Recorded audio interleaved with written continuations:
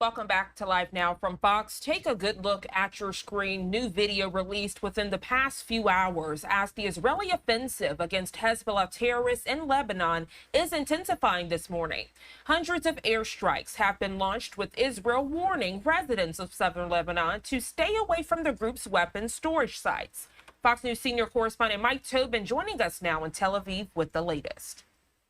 Lebanon says this was the most deadly day since Israel and Hezbollah went to war in 2006 as Israel rained airstrikes down on southern Lebanon, attempting to stop Hezbollah rocket fire, which has menaced and threatened Israeli civilians for almost a year. Prime Minister Benjamin Netanyahu spoke directly to the Lebanese people. For too long, Hezbollah has been using you as human shields.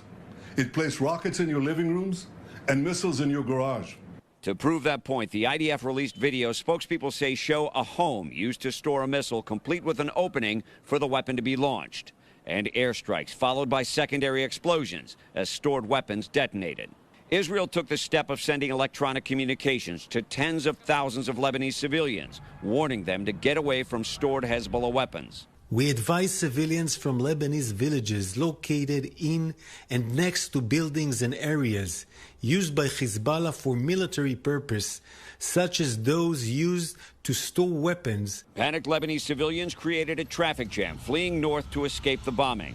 Lebanese officials say the collateral damage from the Israeli airstrikes include 2 ambulance crews blown up, hundreds dead, more than 1,000 injured. What we've seen over the last week has been dramatic. The consequences on civilians has been huge. Through it all, Hezbollah continued to fire rockets into Israel. I feel more afraid, I don't know what happened tomorrow, after tomorrow. Word tonight that Israel targeted the number 3 in Hezbollah's chain of command, Ali Karaki. Israel's defense minister Yoav Gallant made the public statement that Hezbollah leader Hassan Nasrallah now sits alone at the top, but that may have been premature. Hezbollah says Karaki is alive and moved to a protected space. In Tel Aviv, Mike Tobin, Fox News. Mike, thank you so much for that update, giving you a live look right now at the southern Lebanon Israel border as the airstrikes just continue to come down in this area. Joining us live this morning to further discuss the latest in this conflict is Fred Fleit, former National Security Council Chief of Staff. Fred, good morning to you. A pleasure speaking with you on this Tuesday. Good morning. So a lot to dissect in this conflict. At the beginning, we were focused on Israel and Hamas dating back to October 7th, but we're now seeing Hezbollah increasing their conflict with Israel. How did we get to this point? Well, Hezbollah has been involved in some minor level of rocket fire into northern Israel for some time, but it stepped up substantially on October 8th of last year, and then it's been escalating a very significant amount over the last few months. And the Israeli government just had enough. They're trying to change the nature of this conflict to stop Hezbollah from launching these attacks. 60,000 Israelis have left northern Israel because of this constant barrage of rockets and missiles, cruise missiles and drones. And they're trying to break the will of Hezbollah and make it clear to Hezbollah and the Lebanese people that this continued attack on Israel with rockets and missiles will have a high cost for Lebanon. Fred, world leaders are on high alert this morning, urging Israel and Hezbollah to, kind of calm down this conflict, because there is fear that a full-scale war could erupt from this. Depending on who you ask, maybe that full-scale war is already underway, since evacuations are underway in certain Lebanon communities. How far do you see this going? And with your expertise, do you think that full-scale war is already underway?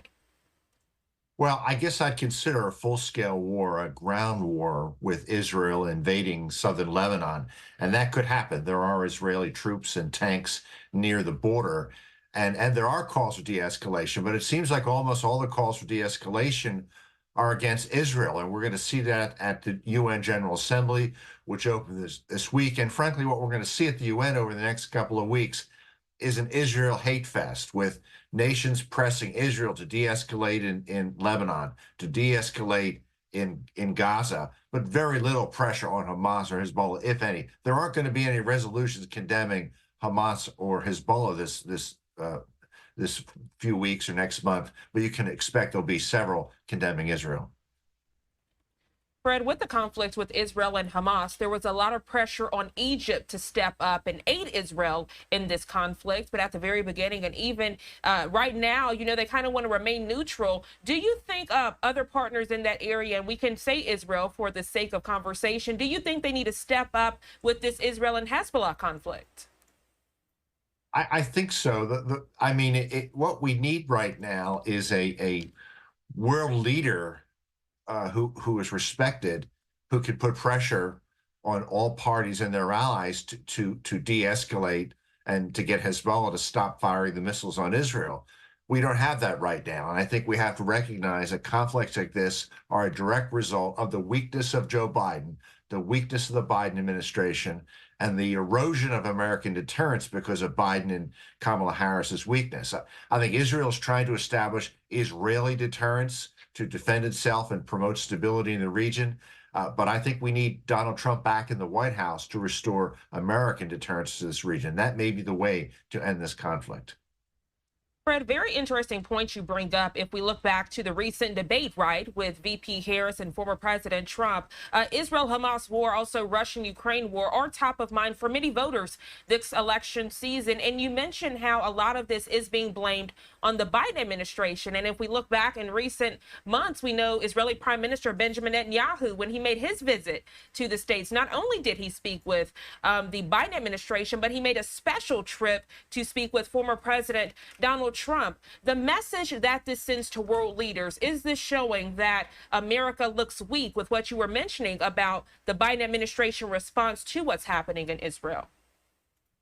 I think that's right. But I think Americans are thinking right now, the world was so much safer and less dangerous when Trump left the White House in January 2021. Since then, we've had the Russian attack on Ukraine, this horrific massacre by Hamas against Israel, increased tensions in the South China Sea and with China against Taiwan, a long list of global problems and instability and conflicts, increased threats from Iran. This happened on the Biden-Harris watch, and I don't think it's any accident, because when America's seen weak, the world is less stable. Fred Fleit, it's a pleasure speaking with you this Tuesday morning. Thank you so much for your perspective and expertise on the topic. I hope you enjoy the rest of your day. Good to be here.